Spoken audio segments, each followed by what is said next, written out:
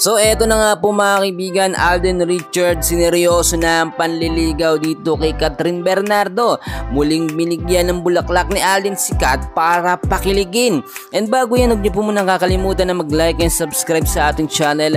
Maraming salamat po mga kaibigan. May mga lumalabas ho na mga update ngayon at sinasabi huminto na raw o tumigil na daw sa panliligaw etong si Alden dito kay Kathryn Bernardo. Sabihin ko sa inyo, hindi ho yun totoo. Nakita naman natin katunayan nung nakaraan lamang nakakatapos na bench fashion show, no? Nakita nyo, rumampa si Kat at yung mata, yung mga tinginan talaga. Itong si Alden Richards, nakita nyo naman, no? Talagang halos matunaw na sa kakatitig itong si Alden dito kay Kathryn Bernardo. At ito pang sinasabi ko sa inyo ngayon, sa lahat ng mga post ni Kat sa social media, itong si Alden Richards lagi pong naka-heart, no, or nakasubaybay.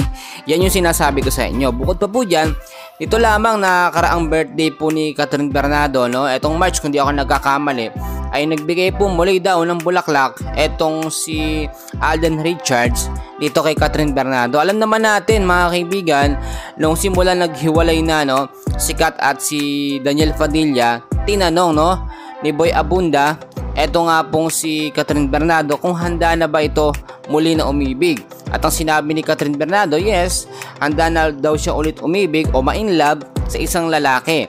At kumpirmado naman talaga ayon na rin sa relatives o mga kaibigan ni Kat na meron ho siyang manliligaw.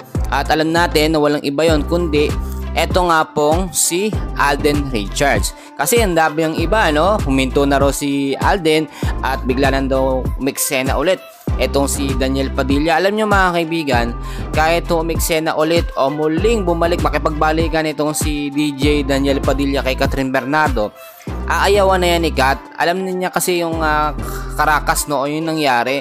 So hindi na talaga gagawin ni Kat yung masaktan po muli siya sa isang lalaki ng paulit-ulit. Alam nyo, walang talo si Kat dito kay Alden Richards, no. Gwapo na, mabait, to, at nakita nyo naman, very family oriented talaga siya at talagang responsable.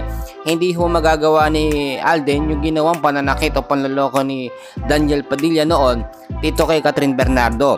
So para sa atin na mga Kat Den fans, alam nyo mga kaibigan, maghintay-hintay tayo dahil itong si Alden Richards may biglang pasabog na lamang yan na magugulat talaga tayo. Alam nyo, dinay pa talaga minsan nila sa interview sa media.